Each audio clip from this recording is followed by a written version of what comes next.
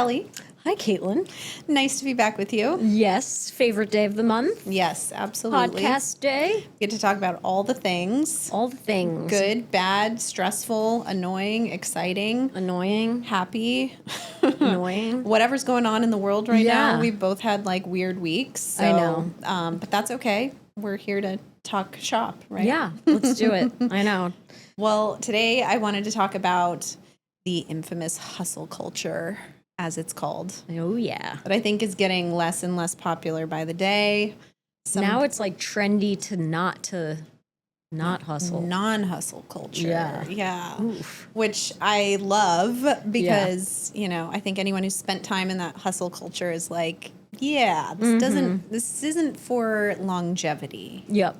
Doesn't last too long. Well, and then I have that feeling of like when I'm not busy, I'm not successful. Right. But really, I just have systems and, Right. boundaries. But then when it doesn't feel hard, it doesn't feel, I don't know. Yes. You know what I mean? Yeah.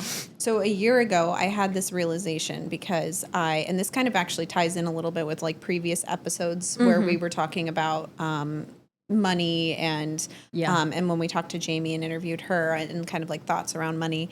But I realized a year ago that I have a complex, for lack of a better word,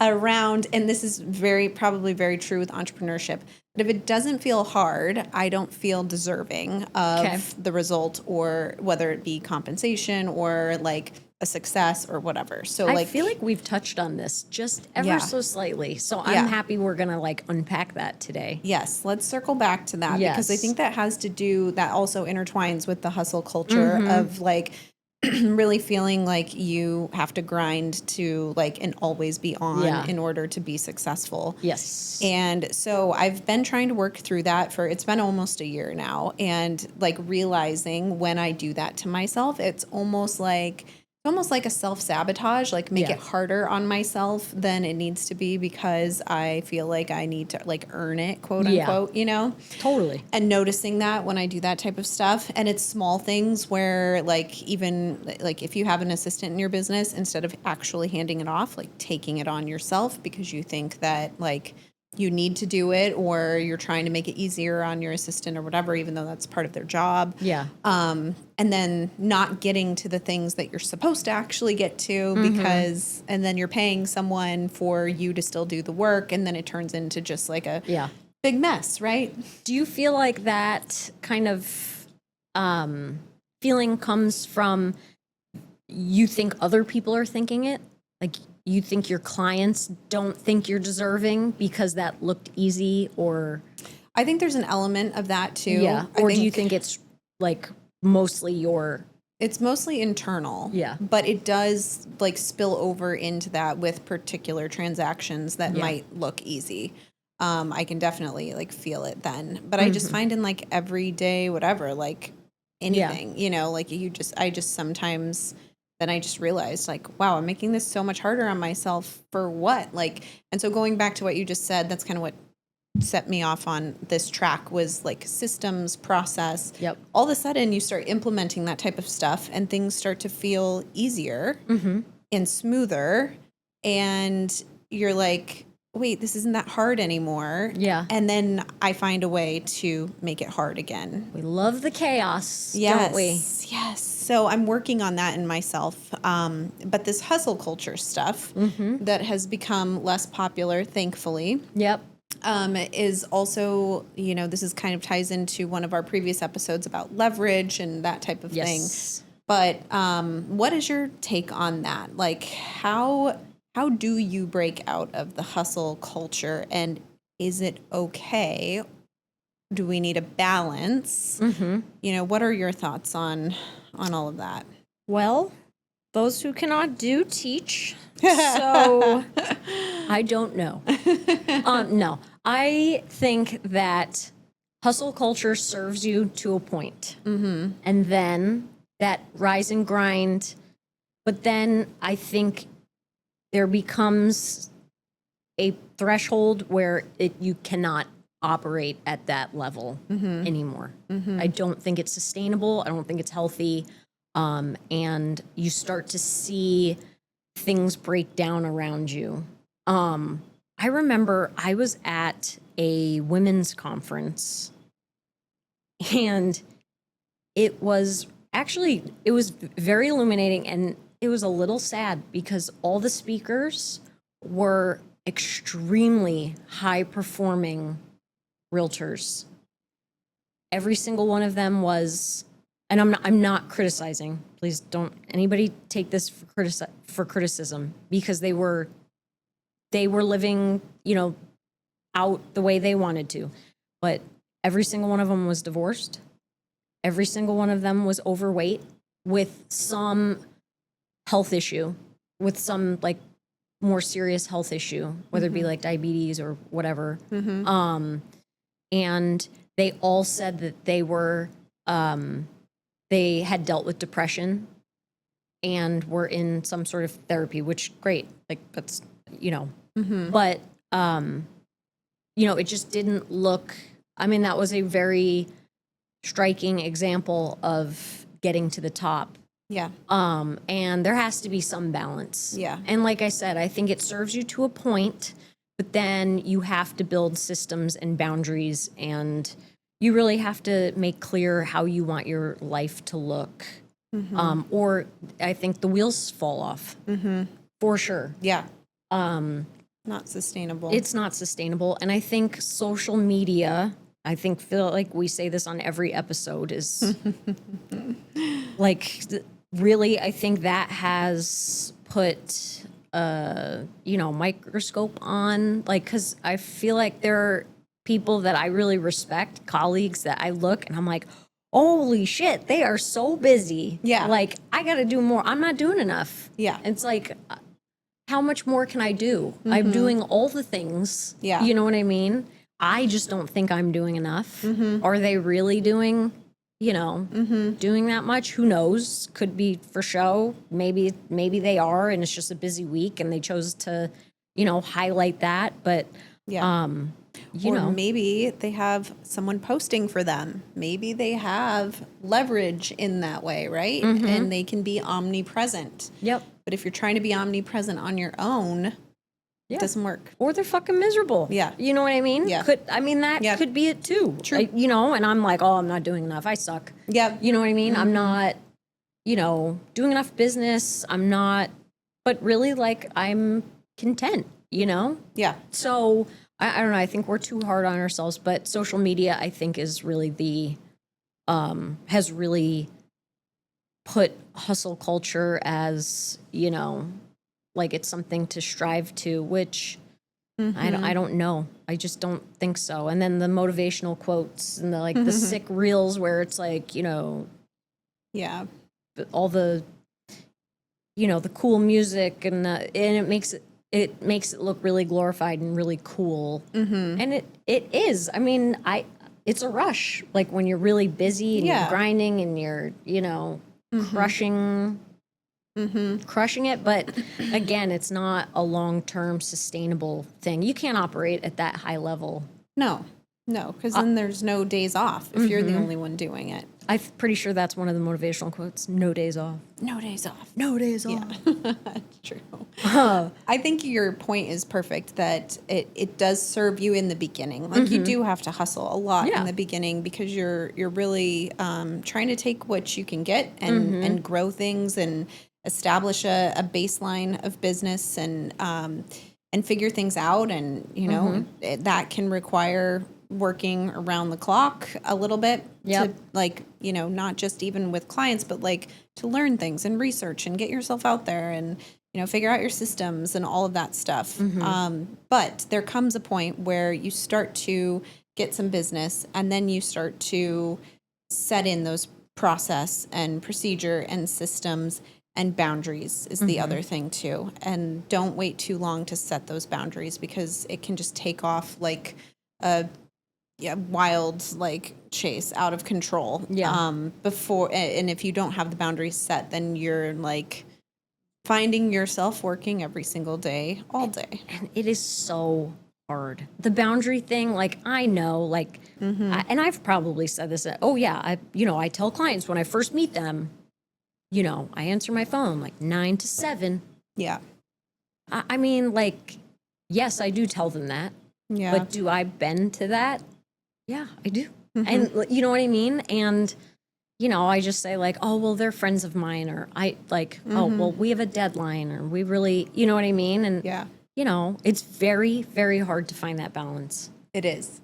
It's super hard. But you do have to like implement it sooner than later, and also decide what you want your business to look like. And I know that can be really hard in the beginning, but knowing what your business is going to look like, not only from a boundary standpoint, but like who are you going to serve?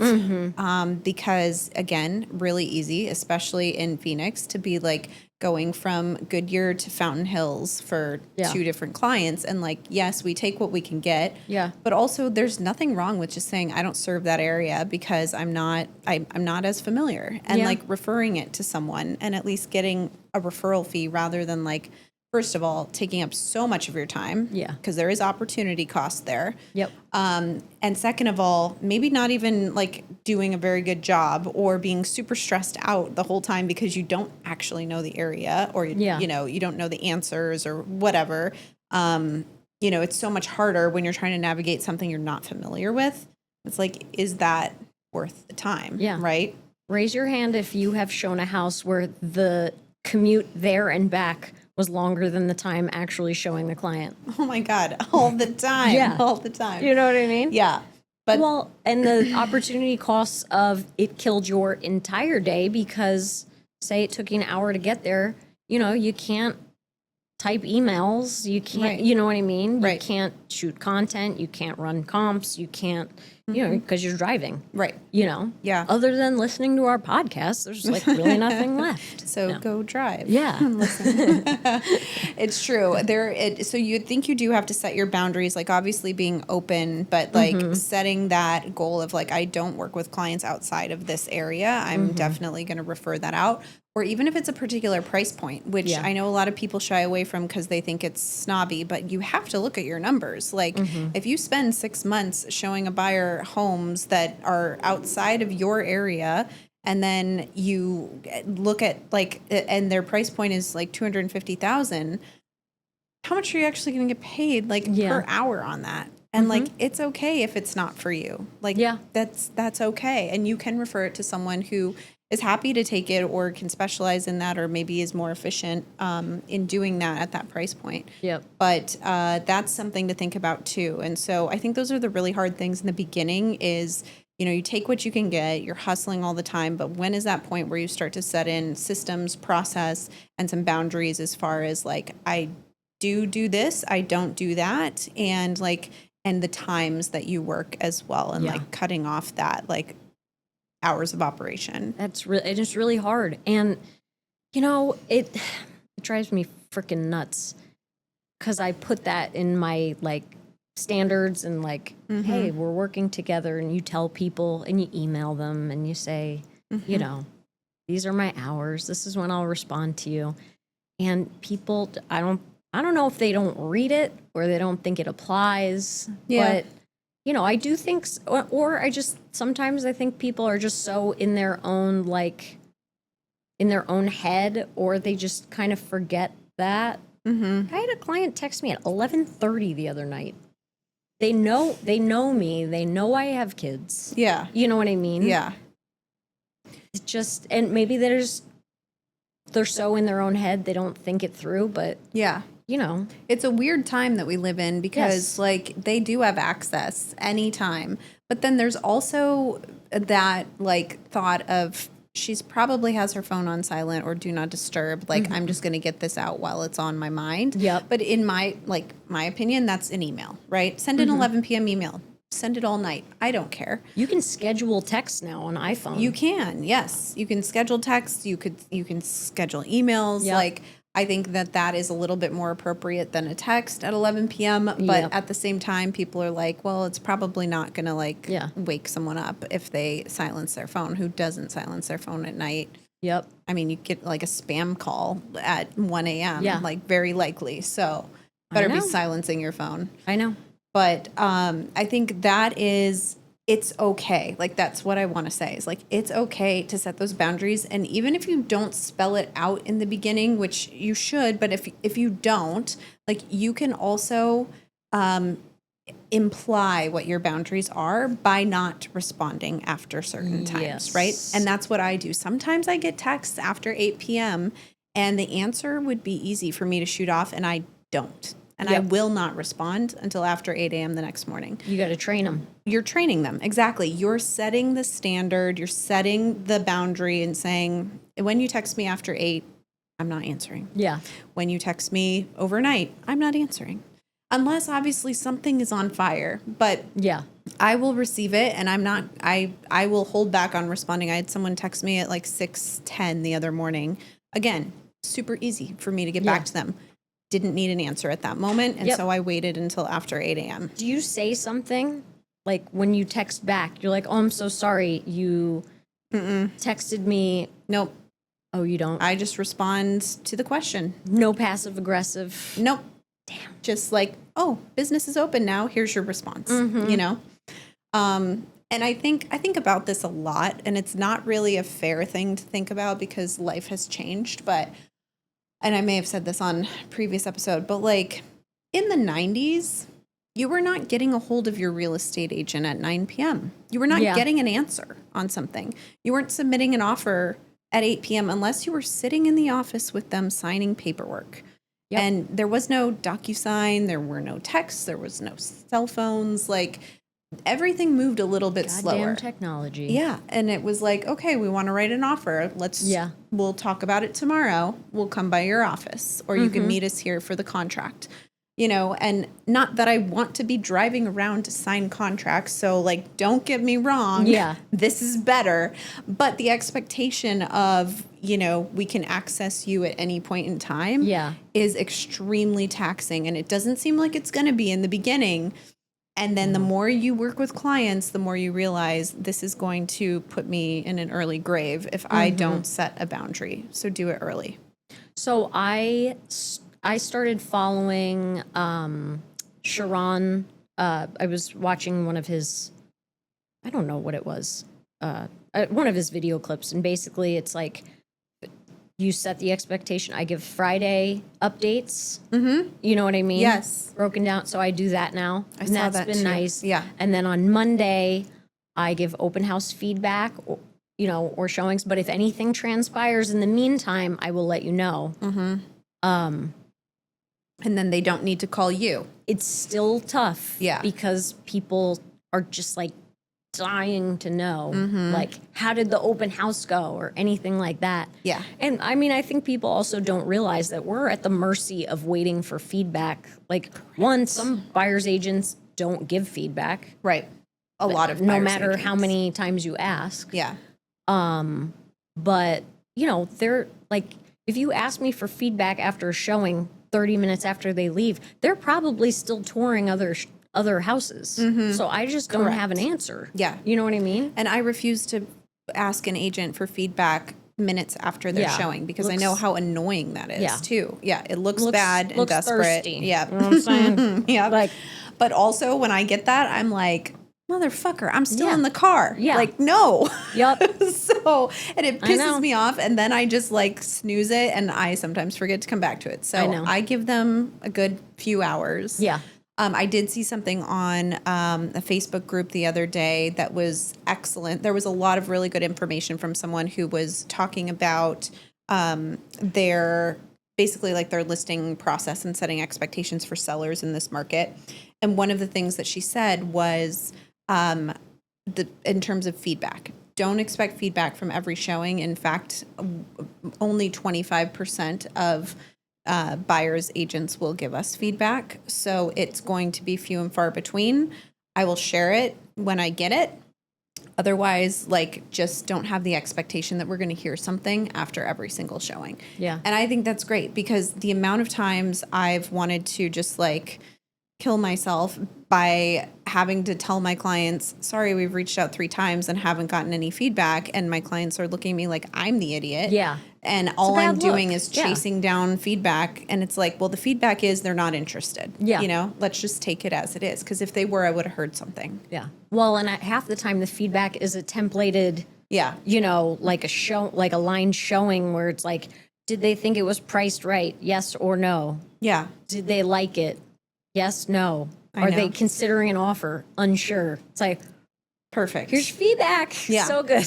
So good. You can customize those. Oh, you can? Yeah, yeah. We've that's a customized hot ours tip. with some better like questions of like if they were to write an offer, at what price would it be? Would they need to be interested? Really? Most of the time, people Will don't even you answer. drop But that in the show notes? yeah, yeah, Because I might steal that little nugget. yeah. I'll put our little feedback. I didn't form even know in you there. could do that. Yeah, I think. Well, I'm assuming that's how we got it done. My You assistant, learn something new. magic every assistant, fixes it all. Yeah, day.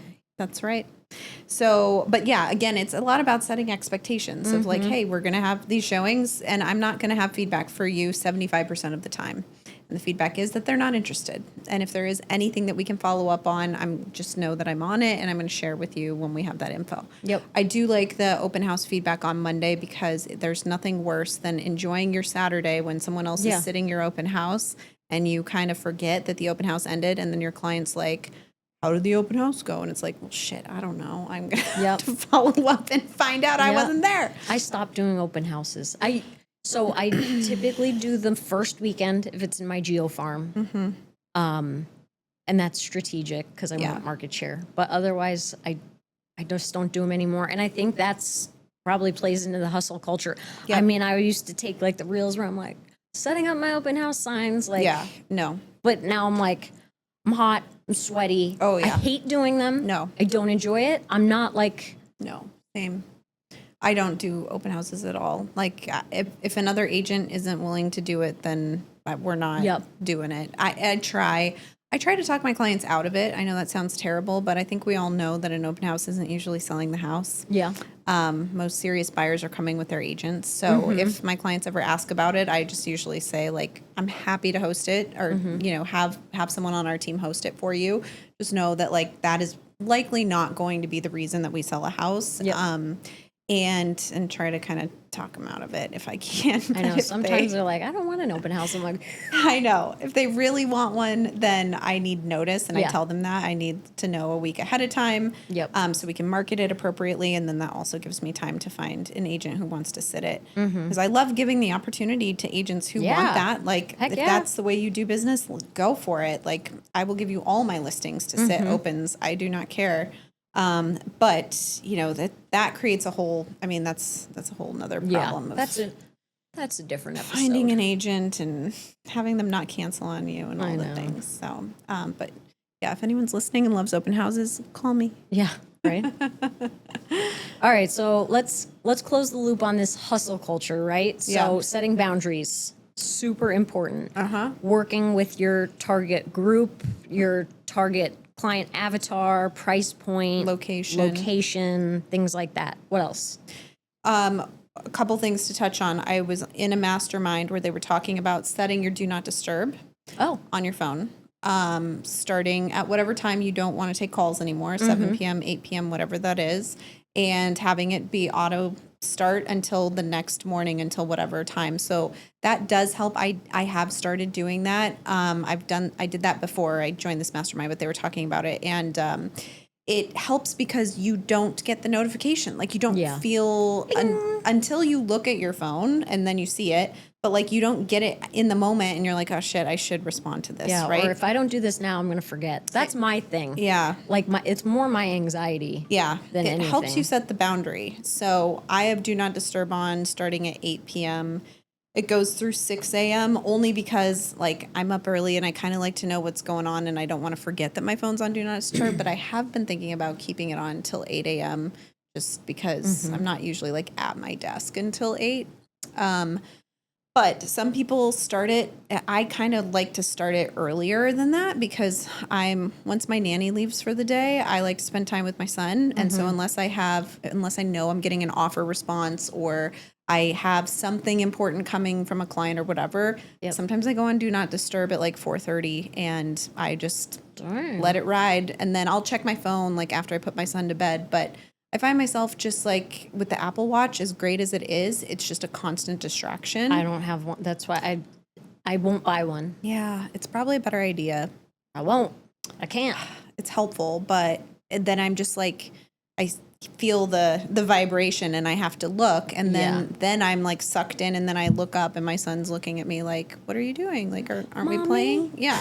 So I'm like, so I kind of at one point was like taking off my watch after 4:30, but do not disturb works really well. So they were talking about that. And on that note too, I'm trying to see if we could get a good guest who runs this mastermind to talk a little bit more about boundaries, because they had a lot of really great info. So TBD on that.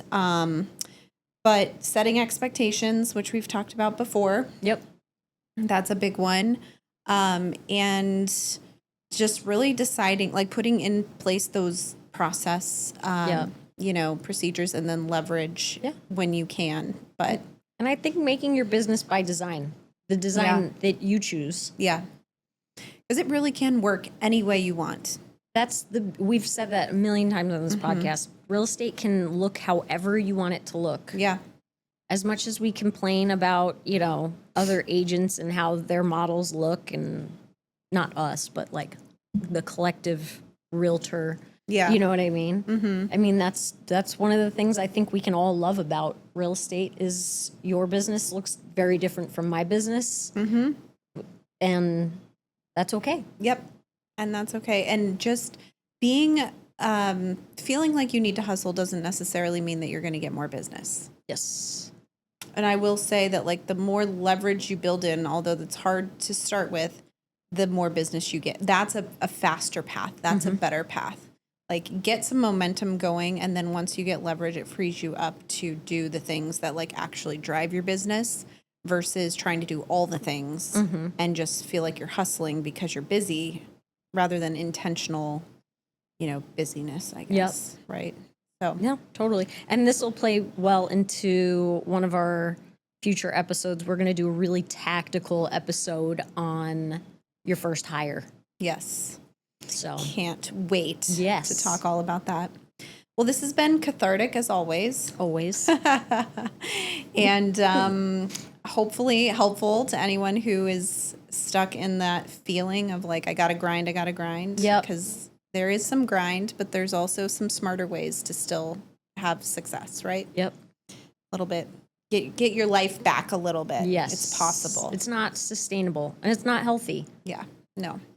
But thank you for listening as always. If you're watching on YouTube, you can subscribe. If you're watching or listening on any of the other platforms, you can follow us there. Leave feedback. We would love that. And questions, or if you want to be a guest, you can always reach out to us. Yeah.